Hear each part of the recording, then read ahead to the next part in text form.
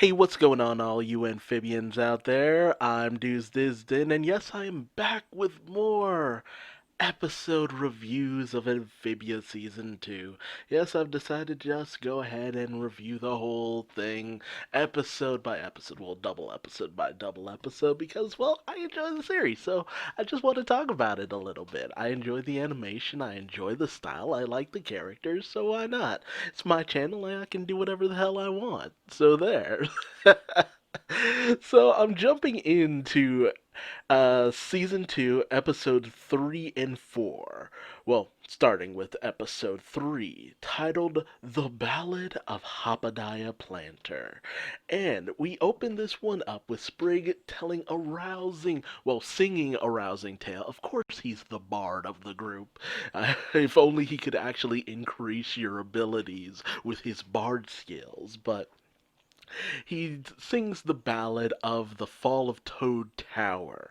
Unfortunately, it does not paint Hopediah in the best light because, well, he didn't really do that much. He was kind of a patsy in the whole situation. And Hopediah takes a lot of offense to this, but ultimately, he didn't play that big of a part in the whole showdown. And did. Which is why, but he was the central focus of things. He was the reason for the whole situation to begin with, because of the fact that the Toads saw him as a revolutionary, but nobody really cares about songs with no bite to them. But our crew ends up coming upon a town of itty bitty little toads. So cute and adorable, and Anne's face is my mood. Unfortunately, they're being terrorized by a member of the Hasselback family, Judrow Hasselback, played by the wonderful Keith Ferguson. Seriously, if you've never heard of Keith Ferguson, look him up and all the roles that he's played. So good, so good. But Jethro is out there harassing the itty bitties trying to get their coins and money. So Hopediah, in an effort to seem manly and heroic, decides he's gonna take out the trash and literally pushes Jethro Hasselback right out of itty bitty village. Much to the excitement of the itty bitties as he regales them of his stories of heroism in taking down the Toads of Toad Tower. But we all know it's a lie because ultimately he talks about lifting three toads over his head and tossing them off the top of the tower full on like Bane style to Batman, and it's just like, yeah, no, you didn't do that. But and ultimately just lets Hopediah have this bit of a moment, saying that, what does it hurt if he's inspiring the itty bitties. Unfortunately, this ends up causing Hopediah to bite off more than he can chew, as the matriarch of the Hasselback family, Mama Hasselback, played, of course, because I have to talk about her, like one of the most illustrious black voice actors in animation, or just black actors out there. Miss Jennifer Lewis, like, she is in so much. If you're watching Big Hero 6, she's the what was it, principal or dean, that is always kind of button heads with Hero in that series. It's been a bit since I've watched Big Hero 6, the series, but I really did love the first two seasons, especially season 2. But um, just amazing. Jennifer Lewis is one of the greatest actors out there, and I love her voice. And she plays a commanding Mama Hasselback, as Mama Hasselback calls Hopediah out on all this BS. And while Hopediah doesn't want to let down the itty bitties and tries to go in on them, ultimately he can do nothing to kick Mama Hasselback out of town.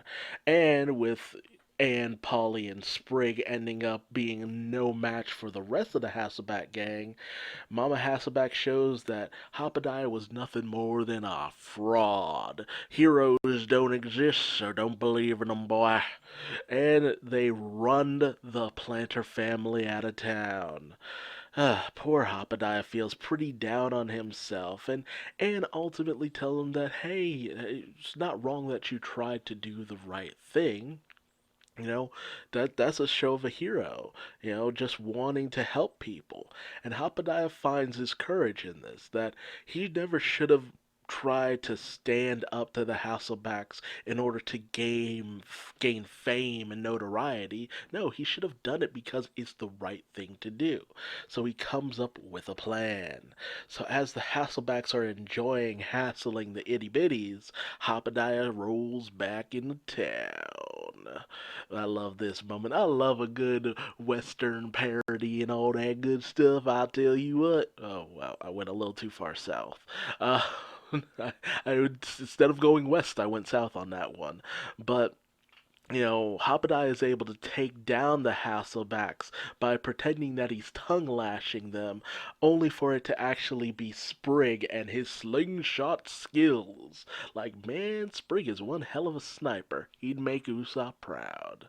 And as Mama Hasselback starts to get a little worried, she notices Sprig up on the ridge and is able to catch one of his rocks and beat him with it. Like, she full on nails Sprig. Like, she's got one hell of a throwing arm, I'll tell you what. So the jig is ultimately up, but Hopediah decides to continue to stand up to the Hasselback gang, only to get his butt whooped. and and with this, the itty bitties actually find their courage and go after the Hasselback gang, completely taking them down. With the itty bitties noting that ultimately they believe in Hopediah in wanting, ultimately they did find their courage from Hopediah, but not in the way he wanted. They were inspired by the thought of, if someone can't stand up for themselves, shouldn't you try to stand up for them too? Do what you can for those who cannot do for themselves. So they took that to heart. So he did inspire a village, but for all the wrong reasons. And Sprig gets his song, but not so much. But we do see that the mysterious robotic frog is still following the planters. Switching over to episode 4, Ann Hunter. As the planter family sets up their camp for the night to get some grub, unfortunately, because Hop and I didn't really plan on being on the road for this long, they've run out of food. But Anne wants to help out in the hunt for food in order to pay the planters back for all that they've done for her. So she sets out with Sprig, but unfortunately Sprig's hunting methods aren't really what she had in mind. She thought it would be sexy, cool, and dangerous, but it's actually kind of weird, with weird dancing in order to get these weird little grub things, and just the way he does things doesn't sit well with Anne. So Anne ultimately decides to split off from Sprig and do her own thing, only to come rushing back to the camp when she notices that when she hears a screaming from the planter family, only to realize that they've been captured by this beast known as a Scorpio, which Anne names herself, but I wouldn't be surprised if that's the actual name of the creature.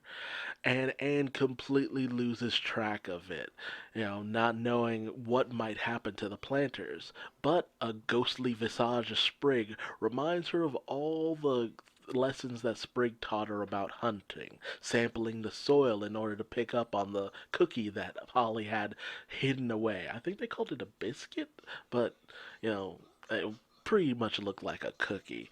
And then we have and actually manage to hunt this thing down.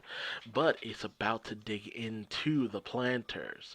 So Anne creates a trap for the beast and manages to lure the beast over with ornate dancing and all that stuff. She really gets down with her wild self and manages to trick the beast into the hole, saving the planter family and realizing she's gone a little bit cuckoo for Cocoa Puffs in the process, as we end the episode with the robotic frog seeming not to be that bright, honestly. This thing is not smart. But That's the end of the episode, and I didn't get to talk about it last episode, but the ending theme. I love this picturesque little moment. Like, it's so wonderfully done. Good on the team for choosing to, continue on with stuff like this, because it is a beautiful rendering of just the night and all that. It's just so nice to look at. But tell me your thoughts on this episode in the comments section below. Will these skills end up coming in use over time? Hopediah finding his courage and wanting to help people, and with her improved hunting skills? And what of the robot frog? What is its end game? Tune in for that and more on the next episode review of Amphibia. Like, subscribe, bell, do the thing. Until next time, I've been Duuz-Diz-Din, and I will see you later. Bye bye.